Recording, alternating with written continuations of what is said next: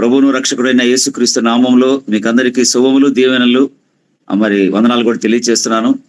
ఈ ప్రత్యేకంగా ఈ ఆన్లైన్లో ఈ సమయంలో, ఈ రాత్రికాల సమయంలో మీతో కలిసి నేను మరి జాయిన్ అవ్వడానికి ప్రభు చూపించిన దేవాది దేవునికి వందనాలు తెలియజేస్తున్నాను. ప్రత్యేకంగా నన్ను ఆహ్వానించిన ప్రీతికి ప్రత్యేకంగా వందనాలు తెలియజేస్తున్నాను. మరి ఇక్కడ ఉన్నటువంటి ఆన్లైన్లో వచ్చినటువంటి ప్రతి ఒక్క సహోదరుని బట్టి, ప్రతి ఒక్క సహోదరుని బట్టి కూడా నిండు మనసుతో నేను వందనాలు తెలియజేస్తున్నాను. ఇక నా పేరు మార్టిన్ లింకన్. నేను ఇక్కడ కాళహస్తిలో జెడ్పీ హై స్కూల్లో ఫిజికల్ సైన్స్ టీచర్గా పనిచేస్తున్నాను. అదేవిధంగా నా భార్య కూడా అనిత మదనపల్లి మున్సిపల్ హై స్కూల్లో తెలుగు పండిట్గా పనిచేస్తోంది. నాకు దేవుడు 2 కుమారులు ఇచ్చాడు. పెద్ద కుమారుడు తిరుపతి ఎస్ఆర్ కాలేజీలో మరి ఇంగ్లీష్ లెక్చరర్గా పనిచేస్తున్నాడు. చిన్న కుమారుడు జాన్ మరి బెంగళూరులో సాఫ్ట్వేర్ కంపెనీలో మరి సాఫ్ట్వేర్గా పనిచేస్తున్నాడు. నాకు వృద్ధాప్యంలో ఉన్నటువంటి తల్లి కూడా నాది. దేవుడు మాకు నమ్మకంగా బాధ్యత ఇచ్చాడు, భారం ఇచ్చాడు. ఉద్యోగం చేసుకుంటూనే దేవుడు కొన్నిసార్లు మాతో మాట్లాడినప్పుడు పరిచర్య చేయాలనేటువంటి తలంపు మాకు ఇచ్చాడు. నిన్ను అనేక మనుషుల పట్టు జాలరుగా చేస్తారనేటువంటి ఆ వాక్యం ద్వారా నేను పట్టుబడినాను. నేను ఉద్యోగం చేయాలా ప్రభువా, నేను ఉద్యోగం వదిలేసి సేవకు రావాలన్నప్పుడు ఇట్లా నేను చాలా కన్ఫ్యూజన్లో ఉన్నప్పుడు చాలా బలపరిచాడు దేవుడు. నువ్వు ఉద్యోగం చేయాలి, సేవ కూడా చేయాలని చెప్పాడు. రెండు యూ హ్యావ్ టు బ్యాలెన్స్ అని చెప్పాడు. సో ఆ విధంగా దేవుడు నాకు ఇచ్చినటువంటి పరిచయను బట్టి మేము ఇక్కడ దాదాపు 15 సంవత్సరాలుగా యూఈఎస్ఐ చేస్తున్నాం, union evangelical students of India. విద్యార్థుల మధ్య పరిచర్య చేస్తున్నాం. నా భారము కూడా ఎక్కువ ఏంటంటే, నా బడ్డన ఏంటంటే విద్యార్థుల మధ్య పరిచర్య, ప్రత్యేకంగా ఆ స్టూడెంట్స్ మినిస్ట్రీ చేస్తున్నాను. అంతేకాకుండా నేను ఇంతకుముందు లూథరన్ చర్చిలో మెంబర్గా ఉన్నాను. దాదాపు 20 years దాకా ఉన్నాను. దేవుడు అక్కడ కూడా నన్ను అనేక రకాలుగా వాడుకొని ఒక గ్రామాన్ని ఇచ్చాడు. ఒక గ్రామాన్ని ఇచ్చి అక్కడ సేవ చేయమని చెప్పారు. దాదాపు దేవుడు సహాయం చేశాడు. నాకు 7 years మందిర పరిచర్య చేశాడు. సో చేసిన తర్వాత దేవుడు దర్శనం ద్వారా నాకు ఇచ్చినటువంటి 2025 మరి జనవరి 26 రిపబ్లిక్ డే రోజు ద సేవియర్ చర్చ్ అనేటువంటి ఒక చిన్న దేవుని కృప ద్వారా సంఘం ప్రారంభించబడింది. అది కూడా ఎక్కడో కాదు, మేము ఉంటున్నటువంటి ఏరియాలోనే. సో ఈ విధంగా దేవుడు పరిచయం కొనసాగిస్తూ మరి అదేవిధంగా మరి బ్యాలెన్స్ చేసుకోవడానికి కూడా అన్ని రకాలుగా దేవుడు నాకు సహాయం చేస్తున్నాడు. మరి ప్రత్యేకంగా ఈనాటి లేఖన భాగాన్ని మనం కొంత ధ్యానం చేసుకుందాం. అందరము కలిసి యోహాను సువార్త 21వ అధ్యాయం. యోహాను సువార్త 21వ అధ్యాయంలో మనం అందరము సుపరిచితమైన అధ్యాయం. ఇది చాలా మంది జీవితాలను మార్చినటువంటి అధ్యాయం. అనేక మంది సేవకులను లేవనెత్తినటువంటి అధ్యాయంగా మనం చూస్తున్నాం. ఆల్మోస్ట్ 21వ అధ్యాయంలో యేసుప్రభు వారు చనిపోయి పునరుద్ధానం అయిన తరువాత ఈ శిష్యులందరూ కూడా, మీకు అందరూ కూడా తెలిసిందే, శిష్యులందరూ కూడా మరలా బ్యాక్ టు పేవిలియన్ వెళ్ళిపోయారు. అంటే ఇంకా మనకు ప్రభువు కనపడలేదు, మరి ఏం చేయాలి మనం అనేసి వాళ్ళు పాత జీవితానికి వెళ్ళిపోయారు. మరలా చేపలు పడడానికి వెళ్ళిపోయినప్పుడు దేవుడు అక్కడ వాడిని ఎన్కౌంటర్ చేస్తాడు. యేసుప్రభు అక్కడ ఎన్కౌంటర్ చేసినప్పుడు వాళ్ళతో మాట్లాడతాడు. సో ప్రత్యేకంగా 21వ అధ్యాయము 15వ వచనంలో పేతురుతో మాట్లాడుతున్నాడు, నీవు నన్ను ప్రేమిస్తున్నావా అని. సరే, ప్రేమిస్తున్నావు అన్నప్పుడు అక్కడ ఏదో ఒక ఆయన బాధ్యత ఇస్తాడు. మరలా మీరు గమనించట్లయితే 16వ వచనంలో కూడా అడుగుతాడు, నీవు నన్ను ప్రేమిస్తున్నావా అని. మరలా దేవుడు అక్కడ కొన్ని బాధ్యతలు ఇస్తాడు. అగైన్ 17లో కూడా సేమ్ వర్డ్ రిపీట్ చేస్తున్నాడు, నీవు నన్ను ప్రేమిస్తున్నావా అని. మరలా అక్కడ బాధ్యత ఇస్తాడు. అంటే గొర్రెల మేపు, గొర్రెల పిల్లల కాయము, గొర్రెల మేపు అని. సో దీని అంతటి బట్టి మనకు ఇక్కడ ఒక అద్భుతమైన పాయింట్ మనకు కనిపిస్తుంది. ప్రేమిస్తున్నావా అని అన్నాడు. దేవుడు మనల్ని ప్రేమిస్తున్నాడు. That is out standing. అందులో ఎక్కడ కూడా అనుమానం లేదు. యోహాను సువార్త 3:15 ప్రకారము దేవుడు లోకమును ఎంతో ప్రేమించాడు. ఇంకా దానికి బౌండరీస్ లేవు, దానికి ఎల్లలు లేవు, షరతులు లేని ప్రేమ, హద్దులు లేని ప్రేమ అయింది. బట్ ఈ రాత్రి దేవుడు అడుగుతున్నాడు, నీవు ప్రేమిస్తున్నావా అని అంటున్నాడు. మనం కానీ ఎస్ అని చెప్తే దేవుడు మరలా ఇంకొక విషయం చెప్తాడు మనకు 19వ వచనంలో, నన్ను వెంబడించుము. ఈ రాత్రి మన ధ్యానాంశం ఏంటంటే, ఈ రాత్రి మన డివోషన్ ఏంటంటే వెంబడించుము. సో వెంబడించాలి అంటే ఖచ్చితంగా పైన ఒక కండిషన్ పెట్టినాడు, నువ్వు నన్ను ప్రేమిస్తున్నావా అని. సో దేవుని పరిచయం చేయాలి అంటే మిగతా క్వాలిఫికేషన్ ఏం దేవుడు అడగడు. నీకున్న క్వాలిఫికేషన్ కానీ, నీకున్న టాలెంట్ కానీ, ఇవన్నీ కూడా దేవుడు చూడడు. బట్ డూ యూ లవ్ మీ? నువ్వు నన్ను ప్రేమిస్తున్నావా? నువ్వు నన్ను ప్రేమిస్తున్నట్లయితే నన్ను వెంబడించు అని చెప్పాడు. ఏంటి వెంబడించడం? మనం బైబిల్లో మనం గమనించినట్లయితే యేసు ప్రభు యొక్క జననము 2 సువార్తల్లో ఉంది. జననం తరువాత కొంతకాలము ఆయన పరిచయం చేసి మరణానికి అప్పచెప్పక ముందుగా మట్టల ఆదివారం మనం బైబిల్లో చూస్తాము, ఆయన యెరూషలేం ప్రవేశం చేస్తాడు. అది 4 సువార్తల్లో ఉంది. ఆ తర్వాత ఆయన ఇంక కొద్ది సమయంలో సిలువుకు అప్పచెప్పబోతుండగా ఆయన లార్డ్ సపర్ ఇస్తాడు, రాత్రి భోజనం ఇస్తాడు. గమనించినట్లయితే 4 సువార్తల్లో ఉంది. ఆయన మరణము 4 సువార్తల్లో రికార్డ్ అయినది. ఆయన పునరుద్ధానం కూడా 4 సువార్తల్లో రికార్డ్ అయినది. సో దేవుడు కొన్నిటిని స్పెసిఫిక్ గా చెప్పాడు అంటే అర్థం ఏంటంటే వీటి విషయంలో మనం చాలా ఎక్కువగా ప్రాధాన్యత ఇవ్వాలని. అలా ప్రాధాన్యత ఇవ్వడంలో వెంబడించము ఇది కూడా చాలా ప్రాముఖ్యమైంది. ఇది 3 సువార్తల్లో చాలా స్పష్టంగా చెప్పాడు. సో ఒకసారి చూద్దామా? మత్తయి సువార్త 16వ అధ్యాయం. మత్తయి సువార్త 16వ అధ్యాయము. దయచేసి బైబిల్ ఉన్న వాళ్ళు ఎవరైనా తీసి కొంచెం ట్రై టు హెల్ప్ మీ. మత్తయి సువార్త 16వ అధ్యాయము గమనించినట్లయితే 24వ వచనం చదవగలుగుతారు ఎవరన్నా? Please continue.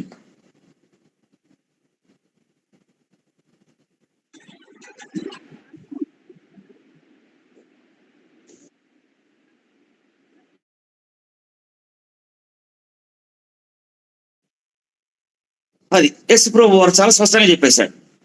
ఓకే, నన్ను వెంబడించాలనుకుంటున్నారా? అయితే మిమ్మల్ని మీరు ఉపేక్షించుకోండి. 2వ అంశము సిలువను ఎత్తుకోండి. 3వ అంశము వెంబడించండి. మరి ఒక్క సువార్తలేనంటే ఇదే అంశాన్ని సేమ్ మనకు మార్కు సువార్తలో కూడా ఉంది. ఒకసారి చూద్దాం. మార్కు సువార్త 8వ అధ్యాయం కూడా మార్కు సువార్త 8 మార్కు సువార్త 8:34 కూడా చదవండి. మార్కు సువార్త 8:34. అంతటా ఆయన తన శిష్యులకు జనసమూహమును తన యొద్దకు పిలిచి, నన్ను వెంబడింపగోరువాడు తను తాను ఉపేక్షించుకొని తన సిలువను ఎత్తుకొని నన్ను వెంబడింపవలెను. సేమ్ లూకాసు వార్త 9వ అధ్యాయం తీయండి. లూకాసు వార్త 9వ అధ్యాయం. ఎందుకు నేను చూపించాలని ఇష్టపడుతున్నానంటే ఒక అంశం ఎన్నిసార్లు రిపీట్ అయిందంటే ఈ విషయంలో మనం చాలా జాగ్రత్తగా ఉండాలన్నాం. లూకాసు వార్త 9వ అధ్యాయము 23వ వచనం.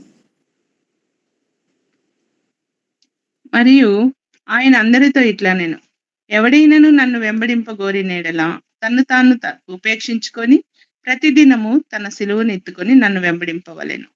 సో ఒకటైతే కన్ఫర్మ్ అయిపోయింది. సో ప్రభు చాలా స్పష్టంగా చెప్పాడు. ఇది 3 సువార్తలు, అంటే దీన్ని సినాప్టిక్ గాస్పెల్స్ అంటారు. వీటిని మత్తయి, మార్కు, లూకా, యోహాను సువార్తలు సినాప్టిక్ గాస్పెల్స్ అంటారు. కాలాలు వేరే అయినప్పటికీ ఒకే అర్థం వచ్చేటట్లు మనకు ఇంచుమించు దాన్ని ప్యారలల్ గా తీసుకొచ్చాడు. సో ఇంత ప్రాముఖ్యత ఏంది? సో యేసు ప్రభువును నమ్మడంలో ఏం జరుగుతోంది, ఎలా వెంబడించాలి, ఈనాటి క్రైస్తవ లోకం ఎలా వెంబడిస్తా ఉంది, అసలు వీళ్ళకి యేసు ప్రభు ఎంతవరకు అర్థమైనాడు? నిజంగా గాన యేసు ప్రభు గాన మనకు ఈ వాక్య ప్రకారం గాన అర్థమై ఉంటే ఈ పాటికి ప్రపంచానికి అద్భుతమైన స్వార్థ వెళ్ళిపోయి ఉండాలి. మనము ఈ స్వార్థను చూపించకుండా వేరు వేరు స్వార్థలన్నీ చూపిస్తున్నాం కాబట్టి మనం ఇంకా వెనకబడి ఉన్నాం. సో ఇప్పుడు ఈ లేఖన భాగంలో మనం గమనించినట్లయితే ఉపేక్షించుకొని మొట్టమొదటి చేయాల్సింది అంటే ఒక వ్యక్తి యేసుని ప్రభువుగా రక్షకుడుగా తన హృదయంలో అంగీకరించినప్పుడు వచ్చేది సాల్వేషన్, రక్షణ.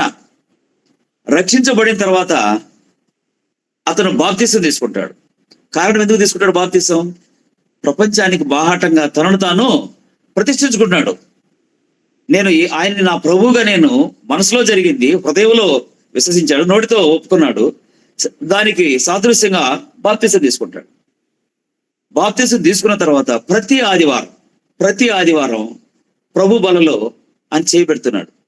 అంటే ప్రభు శరీరము, ఆయన రక్తంలో ఆయన పాలు పంపులు తీసుకుంటున్నాడు. ఒక సంఘంలో చేర్చబడతాడు. ఇవన్నీ కూడా ఒక పద్ధతి ప్రకారం జరుగుతూ ఉంటుంది. ఇలా జరుగుతున్నప్పుడు ప్రతి ఒక్కరూ గమనించాల్సింది ఏంటంటే వెంబడించాలి. చాలా స్పష్టంగా చెప్పాడు యోహాను సువార్త 21వ అధ్యాయంలో. నీవు నన్ను ప్రేమిస్తున్నావా? God is very clear. Then you should follow me. నీవు నన్ను వెంబడించు అని అన్నాడు. సో మొట్టమొదటి మనం చేయాల్సింది ఉపేక్షించుకోవాలి. ఏమని ఉపేక్షించుకోవాలి, ఎలా ఉపేక్షించుకోవాలి? We must deny our self. So ఇప్పుడు ఎవరు ఆ విధంగా డినే చేసుకున్నారో చూద్దాం. ఫిలిప్పీ రాసిన పత్రిక 2వ అధ్యాయం చూద్దాం. మనకు చాలా సుపరిచితమైనటువంటి లేఖన భాగం అది. ఫిలిప్పీ రాసిన పత్రిక 2వ అధ్యాయంలో మనం గమనించినట్లయితే 2వ అధ్యాయం 6వ వచనం, ఆయన దేవుని స్వరూపము కలిగిన వాడై ఉండి దేవునితో సమానముగా ఉండుట విడిచిపెట్టకూడని భాగ్యమని ఎంచుకోలేదు.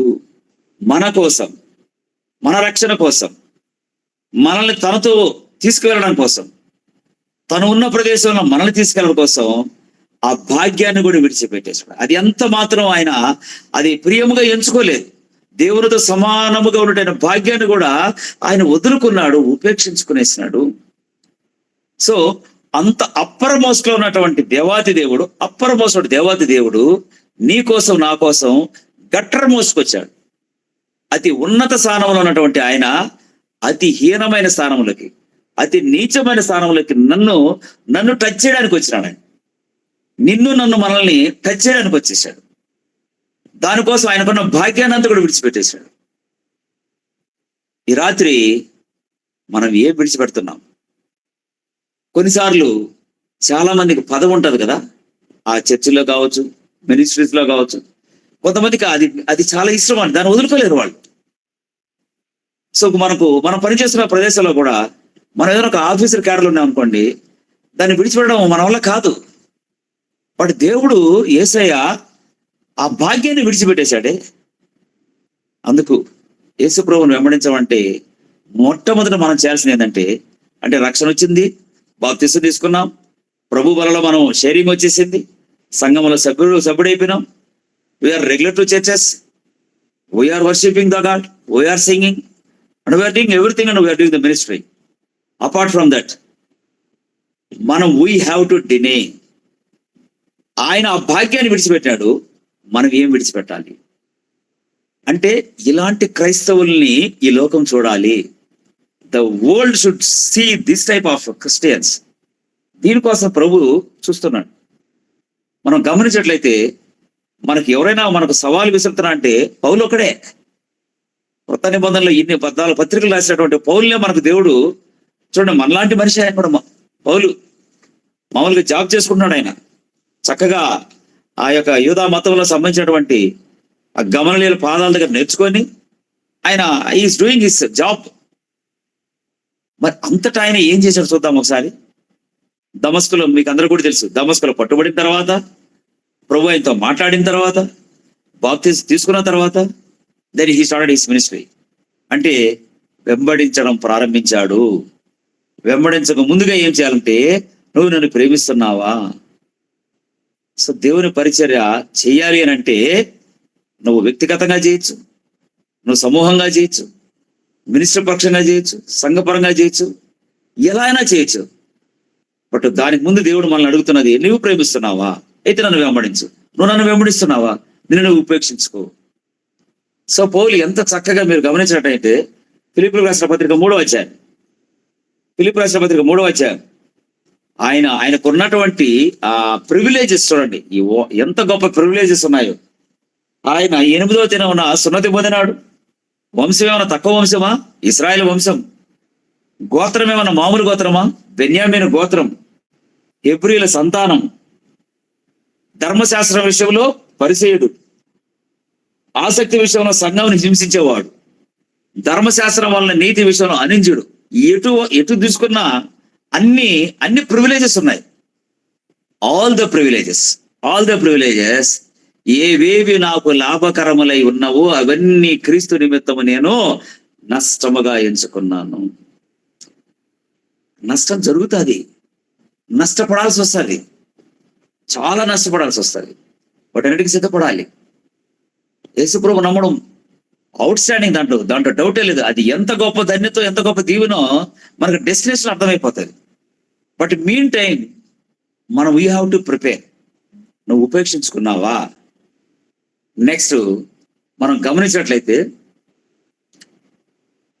ఉపేక్షించుకుని ఇద్దరు చూసాం, యేసయ్యను చూసాము, అదేవిధంగా పౌలును చూసాం. నెక్స్ట్ రెండో అంశం కొద్దాం. రెండో అంశం ఏముంది? తన సిలువనెత్తుకొని. సో చాలా మందికి ఫారినర్స్, ఎస్పెషలీ ఇండియాలో లేదు కానీ బయట దేశాలకు చాలా మందికి they wear the cross, but God is telling you have to bear the cross. ధరించడం కాదు, భరించాలి, సిలువను భరించాలి. ఎన్నో శ్రమలు, మేము చాలా శ్రమలు ఫేస్ చేసినాం. ఎన్ని శ్రమలు చెప్పలేము. పరిచయం చేస్తూనే ఉన్నాము, సంఘానికి ఒక సంఘానికి ఇస్తున్నాము. ఎన్ని శ్రమలు, ఎన్ని పర్సిక్యూషన్స్ వచ్చినాయి తెలుసా? ఎంతమంది గాయపరిచారు మమ్మల్ని, దూషణ మాటలు మాట్లాడినారు, నా స్వకీలే మాట్లాడినారు, నాకెంతమంది సంఘస్థులే మంచి మంచి పదవుల్లో ఉన్నాడు మాట్లాడినాడు. మరి కొన్నిసార్లు నాకు యాక్సిడెంట్ కూడా గురైంది. సో ఇవన్నీ కూడా ఎందుకు చెప్తున్నా అంటే మీకు, you have to bear the cross. So మీరు గమనించండి, ఒక్కసారి యేసు ప్రభు భూమిపైకి వచ్చాడు కదా, గాస్పల్ చేసేసాడు కదా, మరి ఎందుకు శ్రమలు పడాలి? ఆయన శ్రమల ద్వారానే మనం నేర్చుకోవాలి, విధేయత నేర్చుకోవాలి. మీరు మత్తయి సువార్తలో తీసుకున్న మార్కు, లూకా, యోహాను అన్నిట్లో చూడండి, మీకు ఏ విధంగా ఆయన సన్హెడ్రిన్ సభ నుంచి గొల్గతా వరకు మరి ఎంత ట్రావెల్ చేశాడు, ఎన్ని శ్రమలు భరించాడు, ఎన్ని దూషణ మాటలు మాట్లాడాడు, ఉమ్మి వేయించుకున్నాడు. అసలు నువ్వు క్రీస్తువేనా అన్నారు. దేవుని కుమారుడని సవాల్ వేశారు. ఆయన సాక్షాత్తు దైవ కుమారుడు. ఆయన్ని గాయపరిచే మాటలు మాట్లాడినారు. నిజం నువ్వు క్రీస్తేనా? క్రీస్తు అయితే దిగిరా, సిలువను దిగిరా సవాల్ చేస్తున్నారు. ఓ హావు, ఎంత చక్కగా ఆయన భరించాడు. ఆయన నీకోసం నా కోసం ఎంత భరించాడు. We have to bear the cross. మన సిలువను మనం ఎత్తుకోవాల్సింది. కొన్నిసార్లు అవమానాలు జరుగుతాయి, కొన్నిసార్లు నిందలు మోపుతారు, కొన్నిసార్లు మనల్ని డిగ్రేడ్గా మాడతారు, అసలు నిన్ను పట్టించుకోరు. కొన్నిసార్లు మాకైతే జాబ్లో చాలా ఫేస్ చేశాం, పరిచయలో చాలా ఫేస్ చేశాం. Even still we are facing. So మనకు ముందు ఆల్రెడీ వెళ్ళారు, ఆ మార్గాన్ని వెళ్ళారు. యేసయ్య వెళ్ళాడు. He travelled all this persecutions. ఆయన శ్రమలు కూడా వెళ్ళినాడు. సేమ్ మీరు గమనిస్తే అపోస్తులు 12 మంది, ఏ శిష్యుని వదిలిపెట్టింది లోకం? ఏ శిష్యుడిని శ్రమలకు అప్పచెప్పకుండా వదిలిపెట్టింది? ఏ స్టెఫన్ వదిలిందా? అపోస్తుల కార్యాల 12వ అధ్యాయంలో పేతురుని ఏమైనా వదిలిందా? స్టెఫన్ చంపుతానే వెంటనే పేతురుని టార్గెట్ చేశారు. పేతురుని ఎత్తుకుని చెరసాలలో వేసేశారు. సో పేతురు was very comfort in the prison.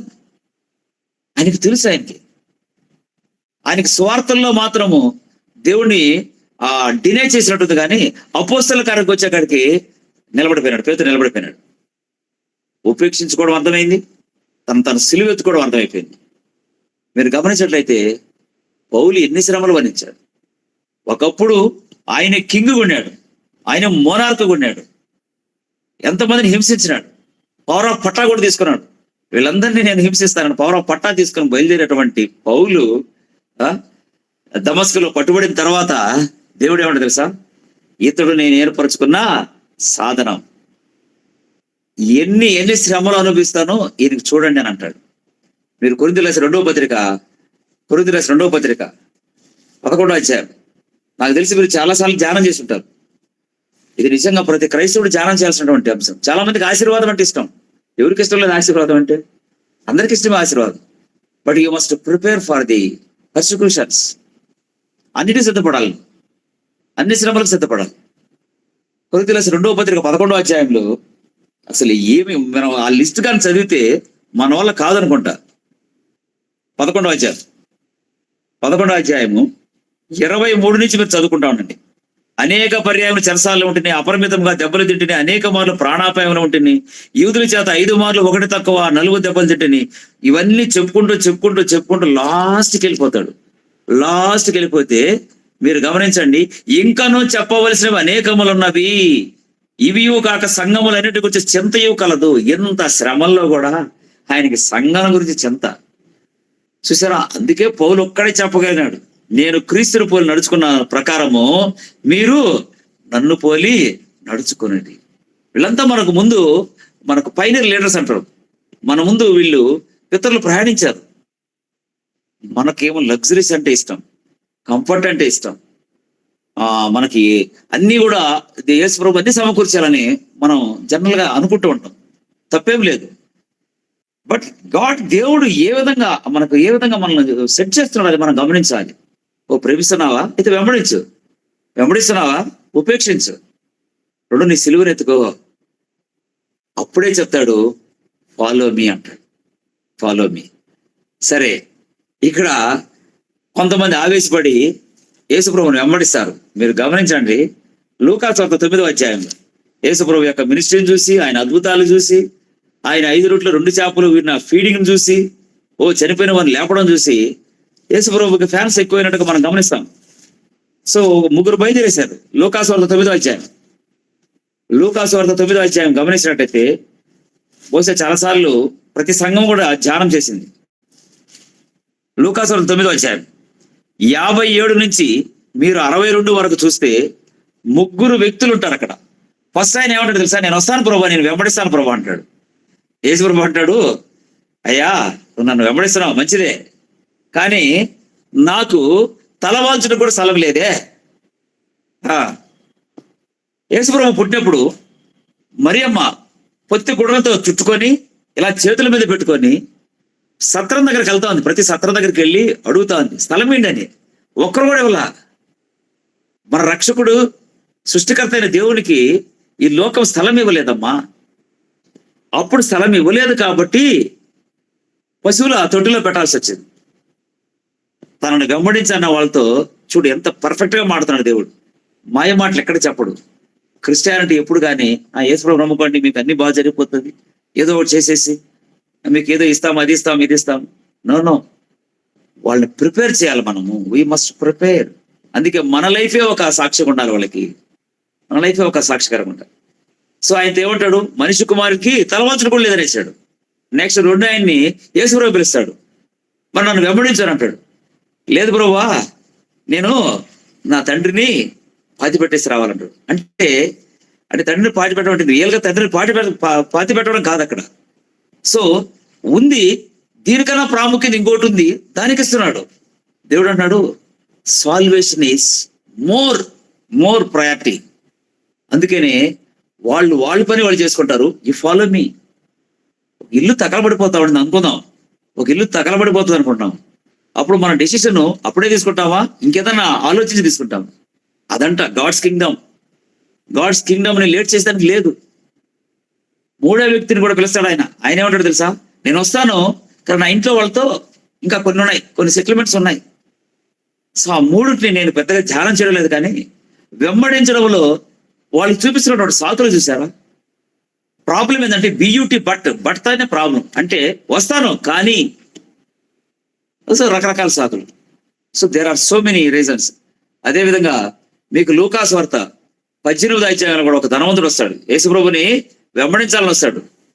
వెంబడించాలని వచ్చి అయ్యా నేను వెంబడిస్తానంటే సరే చెప్తాడు యేసుప్రభు కొన్ని ఆ ఈజ్ఞలు అన్నాడు, అవన్నీ నేను పాటిస్తున్నాను అన్నాడు. సరే ఫైనల్ కన్క్లూషన్ ఒకటి చెప్తాడు, సరే నీకు ఏదైతే కలిగి ఉన్నావో దాన్ని అమ్మేసి అంటాడు, బేదలకు ఇచ్చేసి ఫాలో అంటాడు. రాగలిగాడా? అంటే ప్రభు కన్నా ఏది గొప్పది కాదు ఈ లోకంలో. మనం ప్రభు కొరకు మన సర్వస్వం ఇవ్వడానికి కూడా సిద్ధపడాలి. అది మన సంపాదన కావచ్చు, మన కన్నీరు కావచ్చు, మన టాలెంట్ కావచ్చు, మనకున్న what ever it is, you have to invest for the Kingdom of the God. So ఆయన కూడా వెనక్కి వెళ్ళిపోయినాడు. కానీ పౌలుని చూసారా ఎంత అద్భుతంగా. ఆ అపొస్తలుల గారు 20వ అధ్యాయంలో యెరూషలేములో నాకు బంధకముల శ్రమలు కాచుకునే ఉన్నవి అయినా వెంబడిస్తానని చెప్పాడు. అపొస్తలుల గారు 20వ అధ్యాయంలో మీరు గమనించినట్టయితే 23-24లో నా ప్రాణమును నేను ఎంత మాత్రం ప్రియముగా ఎంచుకొనలేదు, నాకు తెలుసు అక్కడ బంధకముల శ్రమలు నా కొరకు కాచుకున్నామని పరిశుద్ధాత్ముడే చెప్తున్నాడు. డైరెక్ట్ గా పౌలుతో చెప్తున్నాడు. బట్ పౌలు స్టేట్మెంట్ ఏంటి తెలుసా? నాకు తెలుసు, బట్ నా ప్రాణాన్ని కూడా నేను ఎంత మాత్రం ప్రియంగా ఎంచుకోవడం లేదే. That is the commitment of the Paul. ఇంకా మీకు మిగతా శిష్యులు కూడా అంటారు అపొస్తలుల గారు 5వ అధ్యాయం, ఈ నామము కొరకు మేము ఎన్ని శ్రమలు పడడానికైనా సిద్ధము. డియర్ బ్రదర్స్ అండ్ సిస్టర్స్, నేను కన్క్లూజన్కి వచ్చేసాను. కన్క్లూజన్లో హగ్గై ఒక మాట అంటాడు. పాత నిబంధనలో హగ్గై ప్రవక్త ఒక మాట అంటాడు. ఏమంటాడు తెలుసమ్మా? హగ్గై గ్రంథం ఒకసారి చూద్దామా. హగ్గై 2వ అధ్యాయం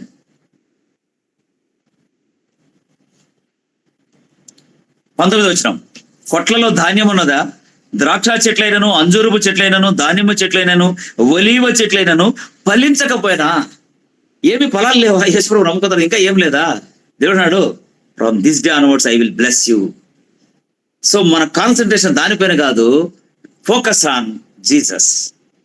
ఎప్పుడైతే ఫోకస్ మారుతుందో మనకి ఇవన్నీ కూడా ఏం పెద్దగా మనకు లెక్క కూడా చేయమను. మేమైతే ఒక స్థలం మాకు ఒక స్థలం ఉంది, అక్కడ ఇల్లు కట్టుకోవాలనుకున్నాం. ఇల్లు కట్టుకోవాలనుకునేసి అక్కడ నేను మీటింగ్స్ కూడా పెట్టాను, ప్రేయర్స్ కూడా చేయించాను, పునాది కూడా తవ్వేసాము, పునాది కూడా తవ్వినాము, స్టార్ట్ చేసాము. బట్ మేము ఇల్లు కట్టలేకపోయినాము. ఎందుకు కట్టలేకపోయినాము తెలియదు, నాకు తెలియదు, ఈ రోజుకి తెలియదు.